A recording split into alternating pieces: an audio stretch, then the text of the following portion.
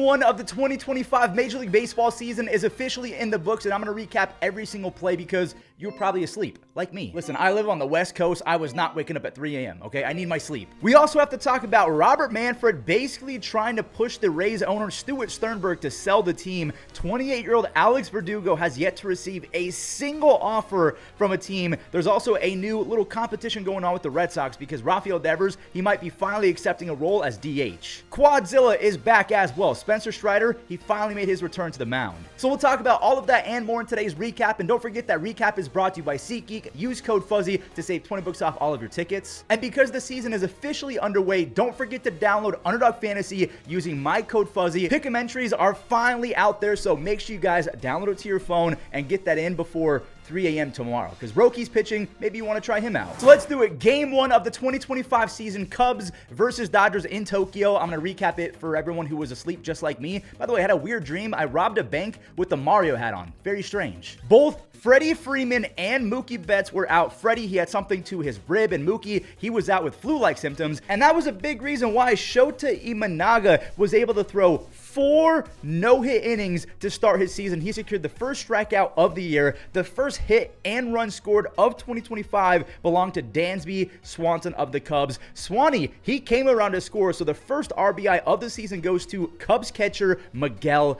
Amaya. That was it off of Yoshinobu Yamamoto. He had 4 strikeouts on the night, so he went 5 innings, 1 run. He looked a lot better than game 1 of last year. Luckily, his offense did tie it up a few innings later off of Ben Brown. Shota only went those 4 innings, but again, 4 no-hit frames. Tommy Edman, that re-signing is already paying its dividends. That's an RBI knock to score Andy Paez after Shohei singled him over to third base. Ohtani, he ended up scoring moments later on a John Birdie throwing error. By the way, John Birdie had the first stolen base of the year. Will Smith, the Dodgers catcher, he got on base 4 times, 3 times via the walk, and that right there, his lone base hit, he made it count, an RBI single to make it 3-1 Dodgers. Showtime, Mr. Ohtani, the unicorn, he wasn't done yet. He scorched a double later in the game. Both of his base hits were 107 plus miles an hour off the bat. Teoscar Hernandez did his thing as well. He missed 100 RBIs by 1 RBI last year. He was at 99. Maybe this is the first time, I think since 2019 or 2018, that he might be able to get into the triple-digit club. So it's 4-1, and it might have felt like 400-1 if you're a Cubs fan, because it was pure dominance from the Dodgers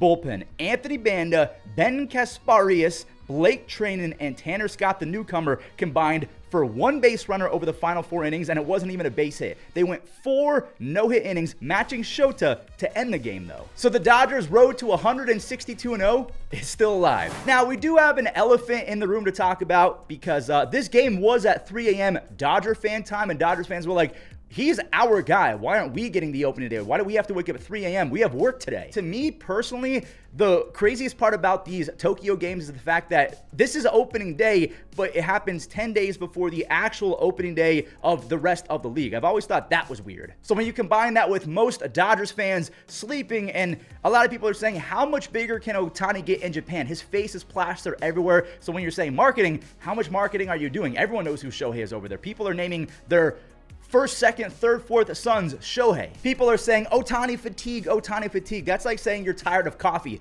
I look forward to coffee every single day, okay? Same with watching Ohtani play baseball. Let's move on to another elephant in the room, kind of, and I feel terrible for Rays fans because their future is basically in the hands of someone who has no idea what he's doing. So the Rays owner, Stuart Sternberg, he came out a few days ago and said, hey, you know those beautiful ballpark plans that I put out a few months ago that we're going to build a brand new ballpark in St. Petersburg? Well, I'm going to go ahead and hand down my Uno reverse card, hashtag JK. He rescinded that. They will not be building a new ballpark for the Rays. He's basically saying that Tropicana Field, I mean, a lot of people agree that it's the worst stadium in baseball because that dome is just, it's not conducive for baseball environments. Like maybe the Vegas stadium might be a little bit different because they're trying to take the sun into account and bring outside in. No, Tropicana is just kind of depressing. The owner, Stuart Sternberg, he said that they'll be playing in Tropicana in 2026 and beyond. And by the way, the Savannah Bananas sold out an NFL stadium down the street. So it's not a Rays fan issue, it's a stadium issue. So I was really happy that they were going to get a new one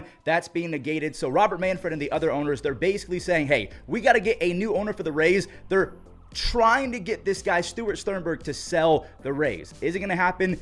I hope so. Before we talk about Rafael Devers possibly turning around and becoming fond of the idea that he could be the DH of the Red Sox going forward, I want to talk about a former Red Sox, 28-year-old Alex Verdugo. It's being reported that he has not received a single big league offer, which is kind of crazy because just 2 seasons ago, I know we're kind of backdating to 2023 and 2022, but he almost had back-to-back 40 double seasons. 40 double guys don't grow on trees, and I will give him credit. The defense, it was really helped out by his arm. His reads off the bat are sometimes a little bit wonky, but I would say that he's a pretty good defender, and he can hit 40 doubles when he's right. He obviously wasn't right last year for the Yankees. To me, it just felt like it wasn't a good fit, and maybe other teams are saying the same thing, which I don't know if I necessarily agree with if you can get him for cheap. So that's the update on 28-year-old Alex Verdugo. A lot of people are saying Verdugo still has a lot of gas left in the tank. Same with Anthony Rizzo, but Rizzo's a different story. We know that. He's old. Rafael Devers is singing a different tune over the last few days. Devers basically said that he's willing to do whatever it takes to put the team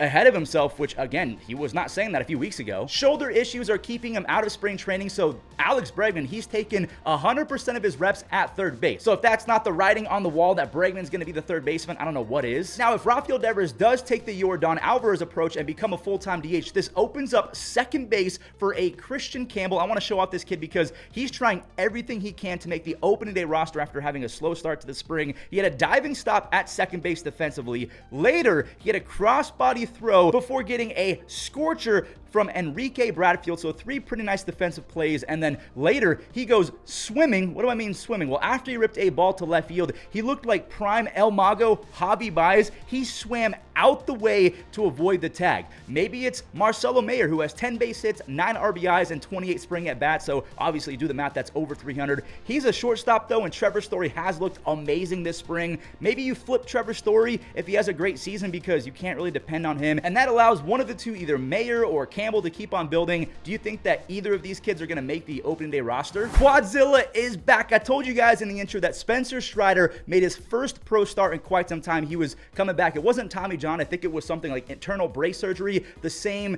thing that Ohtani just went through. So again, not Tommy John. Strider, he looked insane. 2 2/3, no hit. Wait, actually, no walks either. So 2 2/3, perfect with 6 strikeouts. Quadzilla just might be back. Although I don't think he's going to get 35 starts. They'll probably pace him properly and go the DeGrom route of not rushing him to 35 starts. They'll probably go 1 start, maybe wait 6 or 7 days, then another start of 4 or 5 innings, and just keep it safe. And there you have it, technically the first recap of 2025. I know we get the Roki Sasaki start later today, and then we got to wait a few days for actual opening day. But if you like this sort of stuff, do me a favor, leave a like and subscribe so you never miss out. Head on over to my Fuzzy Gaming. We are spamming MLB The Show 25 uploads. I'm actually liking the game. So Fuzzy Gaming, I'll see you guys there. Have a great day.